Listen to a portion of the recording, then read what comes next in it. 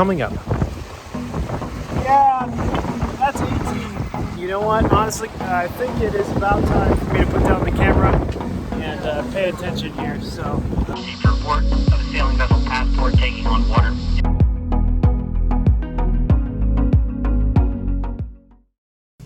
After spending the evening in a marina in Pentwater, Michigan, we got up, Theo made pancakes, and we headed out on the lake for what promised to be a breezy sail south.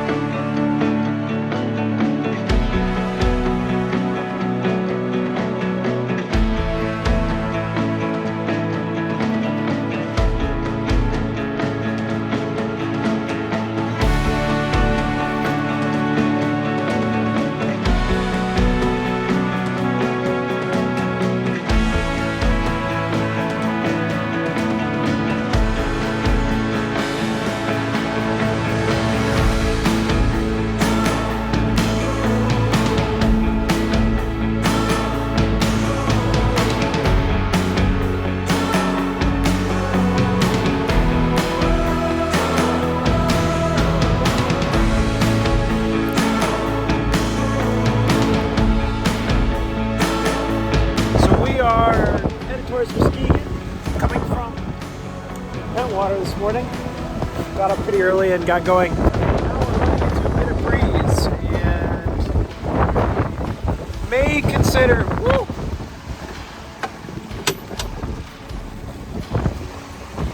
Yeah, that's 18.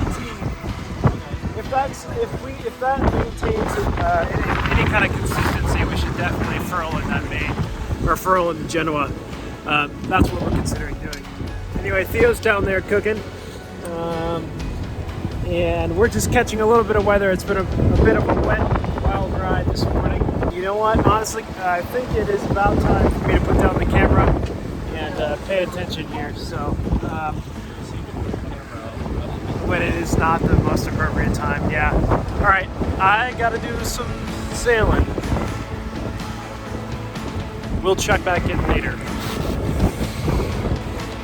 So what was happening there when we put down the camera is we just started to get a lot more wind coming off our port side out of the east, and we were seeing a steady 16, 18 knots, and in that kind of breeze we were making well over hull speed. So the boat was just overpowered. We didn't want to rip a sail, and we wanted to maintain as much control over it. We always want to maintain as much control over the boat as we can, so we furled up the Genoa a little bit.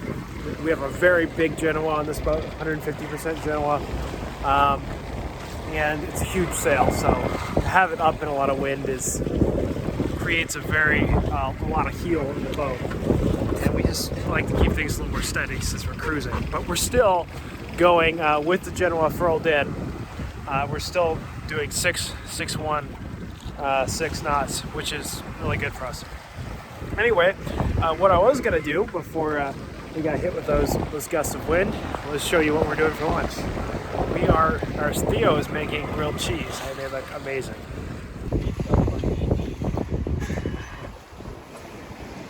These little pieces of bread are smaller than I thought. That's fine, they're still filling. Oh yeah, they're pretty thick.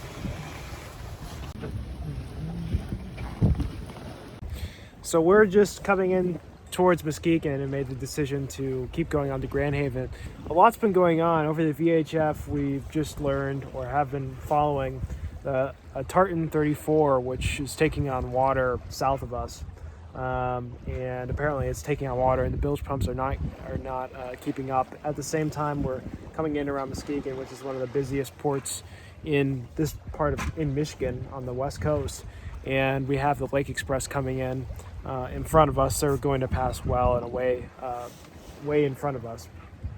But the Lake Express goes about 70 miles an hour at its top speed, and you can't get in the way of it. It's kind of like a rule. So we've just been making sure that they're going to clear us, and they definitely are. I mean, they're going to go well in front of us. And the funny thing is, they just popped over the horizon. So a little bit of excitement as we've been heading down south.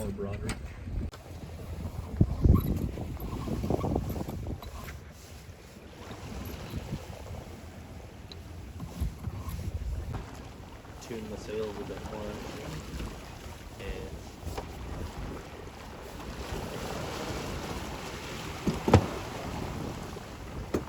Sector Lake Michigan, Coast Guard Sector Lake Michigan, Coast Guard Sector Lake Michigan. Received a report of a sailing vessel passport taking on water in approximate position 42 tech 49.66 north 086 57 decimal 918 west. The vessel is 33 feet long, green with a white sail with one person on board. All vessels are requested to keep a sharp lookout, assist if possible, and make reports to the nearest Coast Guard unit. Break. So apparently they're sending to that distress call we just played. That's been repeating over and over and over again. We've been listening for updates about it, and that's south of us. It's actually probably relatively close to South Haven or St. Joe. 42. We could listen to the recording on the video. Yeah, you should. They have the. Yeah, we'll put it in the GPS. But apparently they're sending a helo, so it's a real rescue. That means they're probably abandoning the boat. Oh, that's definitely what they're doing. Which means we should be looking for it when we sail through the area. Depends on how deep it is, might see a mast. Most likely will just be at the bottom. 42.25. Yeah, I'll pull it up on the phone and see what it is. But anyway, it's a real rescue. We were just reading about this in Manistee. There have been 1,300 search and rescues this year in the Michigan area. 1,301. Yeah, 1,301. All right, yep, let's put it in the chart plotter. Straight up from Holland. Wow. So we've got. So he's all the way out there. It's a long helo. Man. He's trying to cross in this weather. Wow. Solo. Yeah. Yeah, so it's So like he was solo. right out of Holland in the middle there. Wow. No wonder they couldn't have any local vessels. Yeah. Wow. Yeah, we wouldn't be able to respond to that either. Yeah. No. Unless you wanted to rescue in 2 days. Yeah. We could get on and say U.S. Coast Guard, U.S. Coast Guard, this is Moon Dancer. We're starting rescue. We'll be there in a day and a half. That would be the scummiest thing to do. He'd be like, hey. The actual location of that Tartan 34 that's going down. It is like, as you can see in the video, it is way out It's in in middle the of dead lake. center of Lake Michigan. Unless I got the coordinates way. wrong. No, because we just listened to a recording of the VHF, and then we plugged it into the chart plotter just to see where it was in case we could do anything. And it's just like there's no way. It would take us a day and a half to get there, and pretty long for the U.S. Coast Guard to get there too, which is why they're sending a helicopter. What's our current speed, by the way? 4 knots. I was just saying we should probably blow this reef. Gonna blow this reef? Sure. What's weather looking? It's not gonna build. Okay. I think anything around this we can kind of handle. Okay. Over the coming hours, we listened to the rescue unfold on the VHF radio. We heard as the rescue swimmer dropped in the water from the helicopter, pulled up the sailor from Lake Michigan, and then headed back towards the Coast Guard base in Grand Haven. We then heard as the Coast Guard dispatched a Coast Guard cutter to the scene in an attempt to save the sailboat. But based on the reports coming from the sailor, this attempt was likely a long shot. Upon returning to the shore, we did attempt to find out what had happened to the sailor in the sailboat, but were unable to find any news.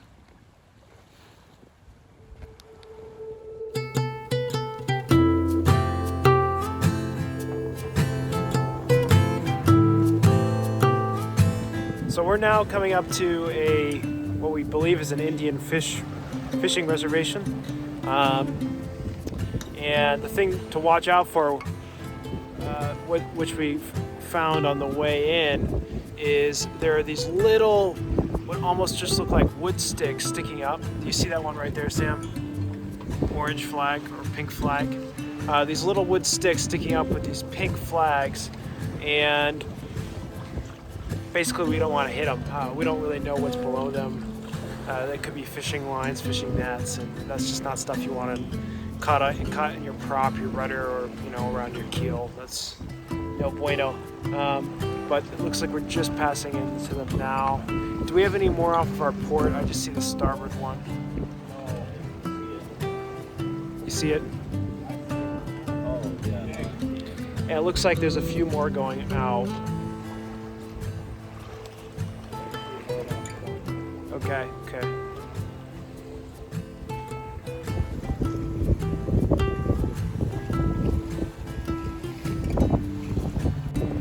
So what Sam's doing right now is just readjusting where we marked a boundary around this area when we passed through it last time. These kind of caught us by surprise, and now Sam's just going back and refining that boundary to make sure that it's around where we actually just saw those little markers. The boundary was just a little bit, it could be extended. That's the alarm that goes off when you're entering it. So he's just making that a little bit bigger because we just ran into them a little bit outside that boundary. So, but I don't see any others, do you? We'll watch them for the next, 15 minutes, but I think we might be good.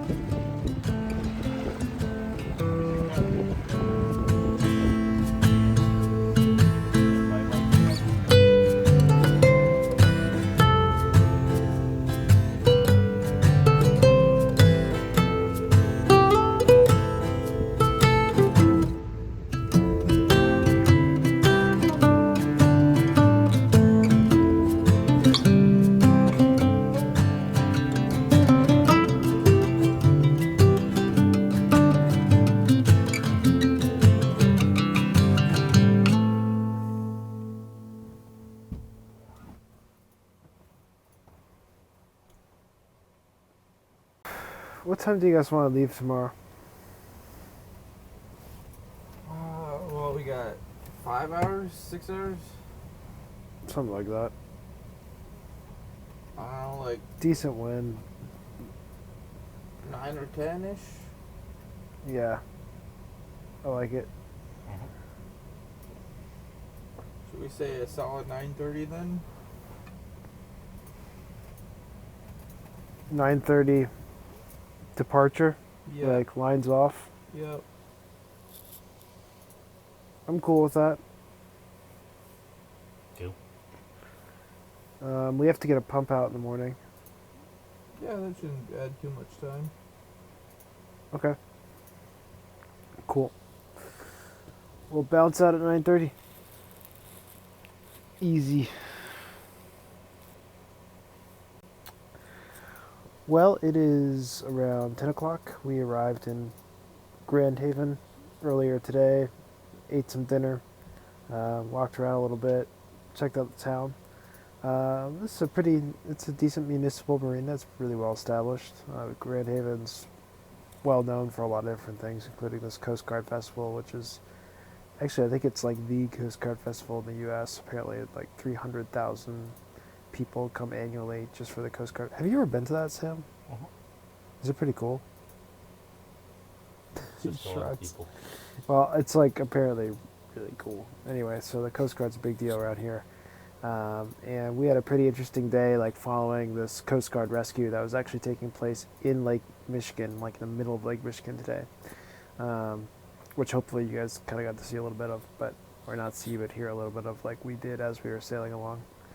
So not much time going to be spent here in Grand Haven, only a night, and we're going to get up tomorrow morning and head on out, get a pump out for the boat, which the boat desperately needs.